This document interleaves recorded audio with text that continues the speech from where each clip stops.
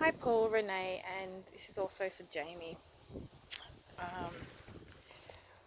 I'm going to give you a visual tour of the house, including with Jeff's report, and I do have a tape measure as well, just at the significance of what is fit he has missed, as well as I do have a copy of the standards to refer to. So to begin with, just entering into the home, we have that, which was there in the beginning. And we later have discovered the troubles, just even that downpipe that leads to nothing. I do put a barrel there to catch water, but that's just one defect already as you walk up to the house. Another thing is that these gutters are called enclosed gutters. Apparently they are well known for leaks, drainage problems, and all known in builders. We have downpipes. This is just a visual inspection, and also I'd like to note that this building is rendered, and as you'll see around the house, as we go around the house, there are no weep holes of the house, and this will become relevant at the end. So we are viewing this house.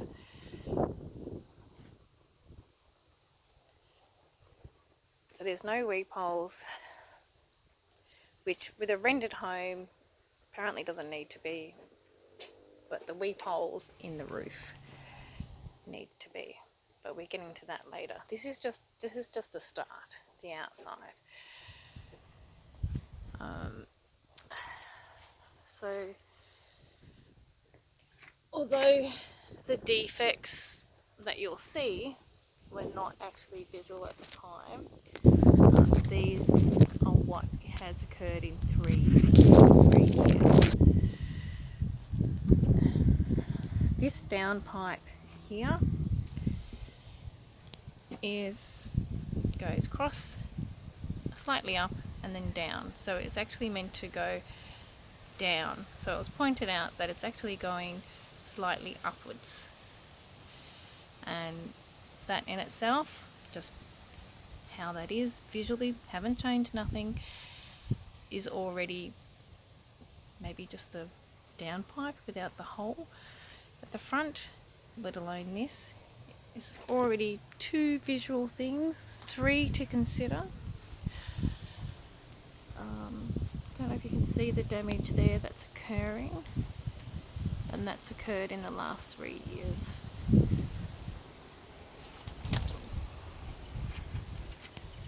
It wasn't like that at the time, but this is how much the water did. Again, no weep holes.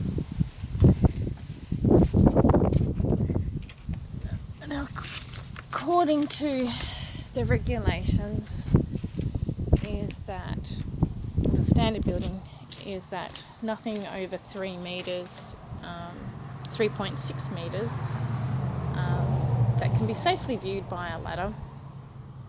So you'll see that there's concrete here. There's concrete everywhere. Safe to put a ladder pretty much anywhere at the front part of this house for a ladder to climb on and have a look.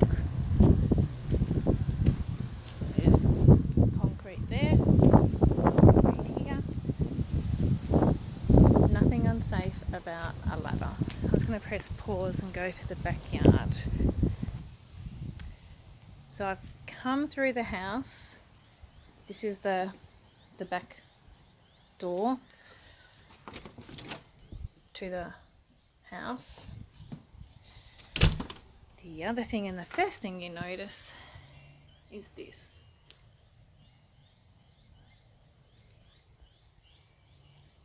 So again, that little bit of water damage probably wasn't there at the time. However, this beam, not bolted to anything, was, including this beam. And then if you look at the other beams, they are bolted.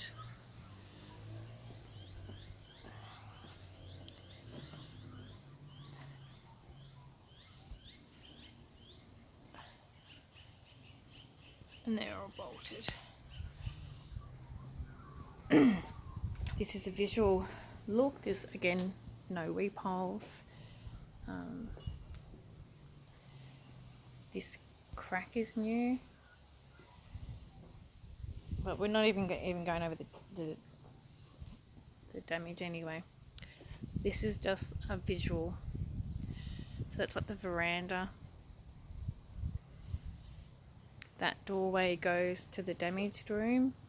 That's the outside toilet, bungalow, and then if you walk through, you have like a little second backyard. So that's the bungalow, damaged room.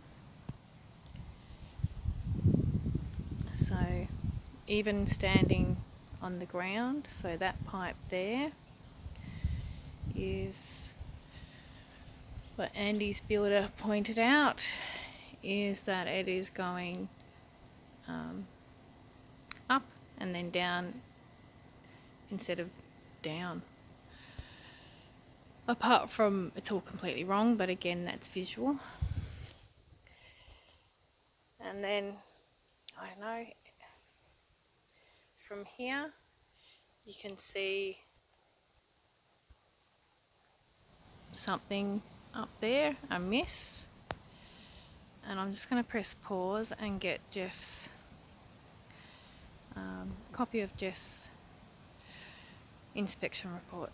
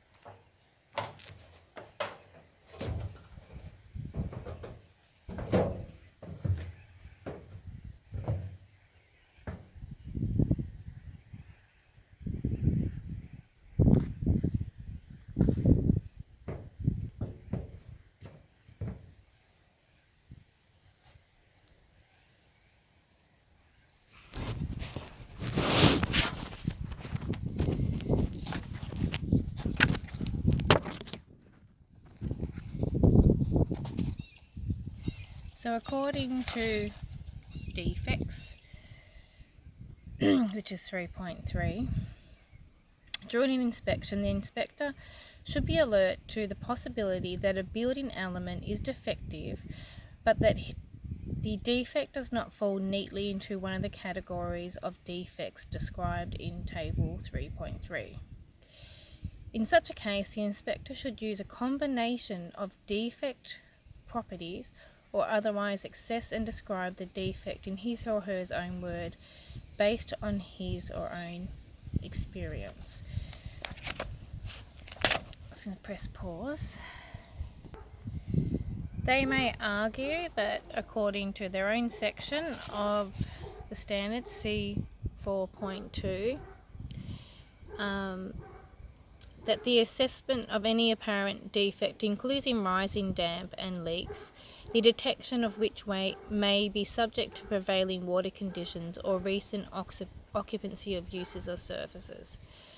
In cases where services have not been used for some time prior to the inspection being carried out, such conditions may inhibit the detection of defects such as dampness caused by water leaks.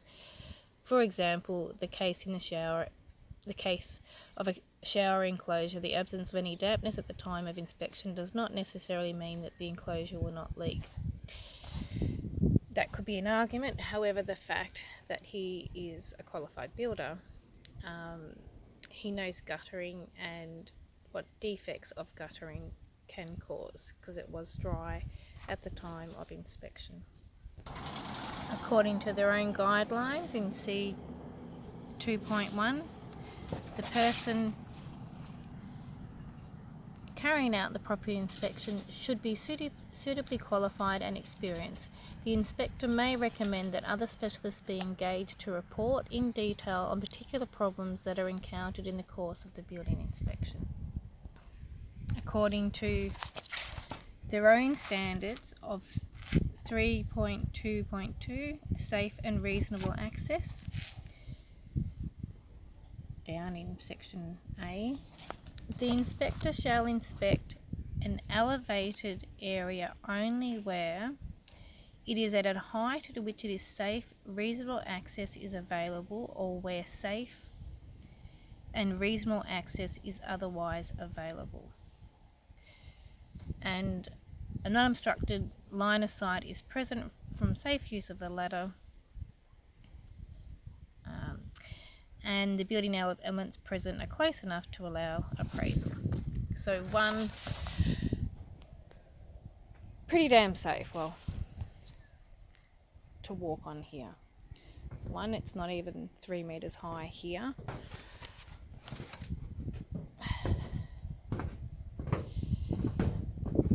If he got on a ladder there, still would be safe to climb on the roof. Even if he got on a ladder here, again, this is being measured at 3 meters height, so it's not above his ladder. Sorry, not above what he can't climb up. I'll take a measurement and show you. It'll allow me.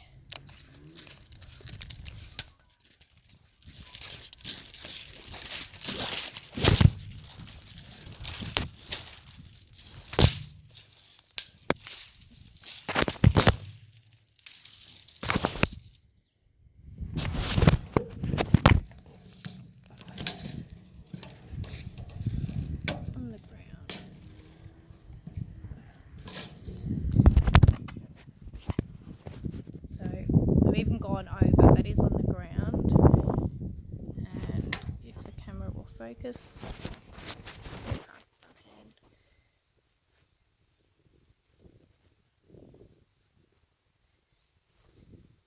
so we haven't even reached 3 meters, but we'll just put 3 meters.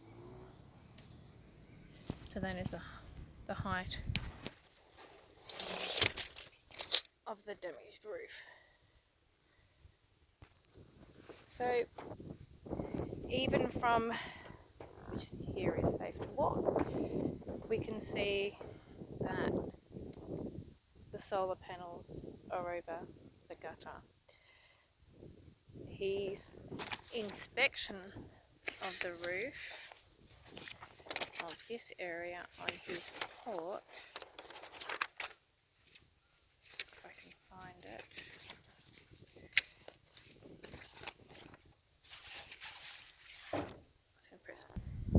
so on page 11 he's photographed the solar panels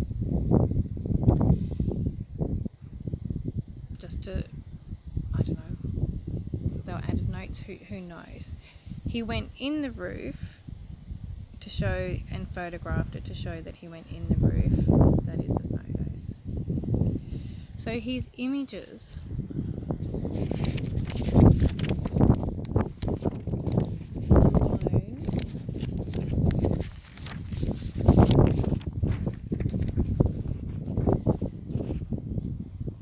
of all gutters and guttering is from the ground. The fact that I have concealed gutters and that you cannot see them from the ground, how did he visually assess them to say that they were in good order? Because from the pictures that you have,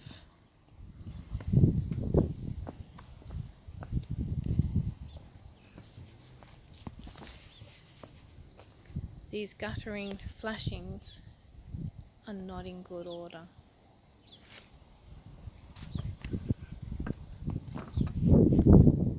Not in good order.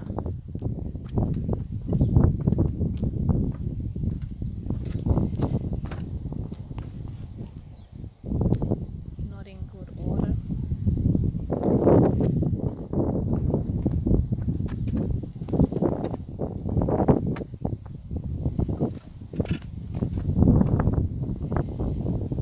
So how can you inspect these gutterings and flashings